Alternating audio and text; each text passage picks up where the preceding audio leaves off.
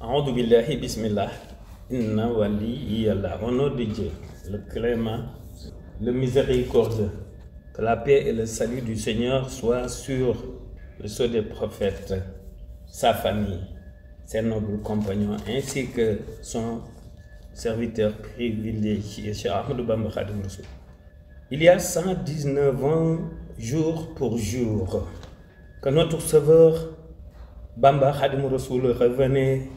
le 11 novembre 1902 d'un exil injustifié en Afrique centrale, notamment le Gabon. C'est toujours avec une fierté légitime, une foi raffermie, un enthousiasme sans commune mesure, que nous célébrons chaque année ce retour triomphal du fondateur du mouridisme, c'est-à-dire Al-Mouridia. Après plus de 7 longues années aux mains des puissantes autorités coloniales françaises. Victoire de la vérité sur la diffamation. Victoire du gain sur les forces du mal. Victoire de la foi en Dieu sur l'athéisme notoire. La décoration de la croix de la Légion d'honneur que la France voulait lui attribuer et qu'il a poliment mais fermement déclinée en constitue une preuve éclatante. La célébration exceptionnelle du 18 Safar marquant le 127e anniversaire du départ en exil de Khadim Rassoul a constitué un deuxième événement miraculeux en 2 années de pandémie mondiale de la Covid-19. Au cas pour l'édition 2020 et l'édition 2021, le monde s'étonne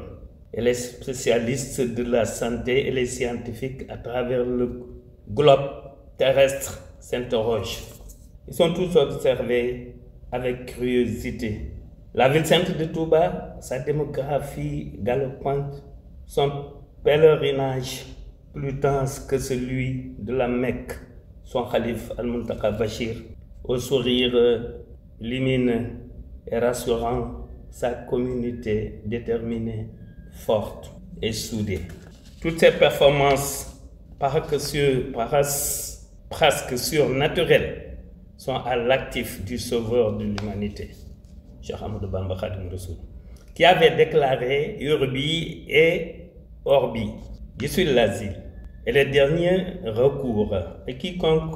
veut le bonheur ici-bas et dans l'au-delà doit se réfugier auprès de moi. Ces 2 dates de départ ou retour d'exil peuvent être considérées comme le déclenchement de la libération de notre peuple,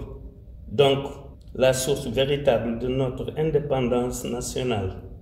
en ce jour chargé de mémoire, de pardon et de reconnaissance envers un nationaliste hors pair.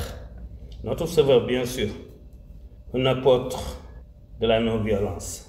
Il est plus que jamais opportun et même urgent d'accélérer la mise en œuvre de son projet de société en commençant par Matlaboul Fawzayni, inédit. Il est plus que jamais opportun et même urgent d'accélérer la mise en œuvre de son projet de société inédit pour un développement endogène et harmonieux du Sénégal et de l'Afrique, en se référant au réalisme africain. Doctrine, je dis bien doctrine si chère à notre cœur et que nous ne cesserons jamais de prôner. Ce 11 novembre est un rappel des valeurs et vertus. Donc, le réalisme africain bi junj naa ko président de la République monsieur Macky Sall ndax dañoo war a wut fukk ak ñaar ci ahlu temporel ci waa temporel en commençant par lui-même en tant que chef suprême moom ak fukk ak benn du moins moom ak yeneen fukk mu ñuy 11 dans le temporel ak yeneen fukk ak benn dans le spirituel, fukki savant ak benn spirituellement, fukki savant ak benn temporellement, ba leen muy 22. 11 yi war a doon victoire 11 yi war a doon victoire waaw président Macky incha allah d'ici début année prochaine dina ci wax ak nattangoom yi chef d'état africain yi ci le réalisme africain mu nekk une nouvelle pensée boo xamante ni bii tirée des enseignements de Cheikh Ahmadou Bamba Khadimou Rassoul notre sauveur ici-bas et dans l'au-delà loolu dina ñëw ñu bëgg a wax ni rek retouram moom ko tedd ci faw mënuñu cee tudd mënuñu cee ñàkk bañ a tudd ginnaaw bu ñu tuddee ki nga xam ne moom la bàyyee loon lépp muy Cheikh Ibrahima Fati bàyyee ko Almouridiya bàyyee ko njaboot gi di nga xam ne mooy Cheikh Ibrahima Fall ci bopp taalib yi waaw bu dee ñi nga xam ne ay ceddu la ñu woon di Buur Sine Kumba Ndoofeen nga xam ne mooy maam yi président Haroun mii nga xam ne Haroun Kumba Ndoofeen nga xam ni war na bokk ci fukk ak ñaar yi nga xam fukk ak benn yi nga xamante ne bii ñoom la ñuy tànn ci intellectuel yi nga xam ne dañoo jàng nasaraan bu président Macky nekkee numéro 1 yeneen fukk yoo xam ne dañ leen di tànn fukk yooyu Haroun Kumba Ndoofeen mii ci lay bokk ndax maamam témoignage bi mu defaloon ku tedd gi di Buur Sine Kumba Ndoofeen di maamam di maami mbokkam mais di Fodé Diouf te Serigne Ousmane daan ko wooye Ablaye doon ñu ràññeeku ci ceddu yi doon ñu ràññeeku ci yoon ci murid yi ñëpp ñu leen di ñaanal nag maanaam li ciy xewal ci bis bi victoire bii waaw 11 novembre bii li ciy xewal ci ku tedd gi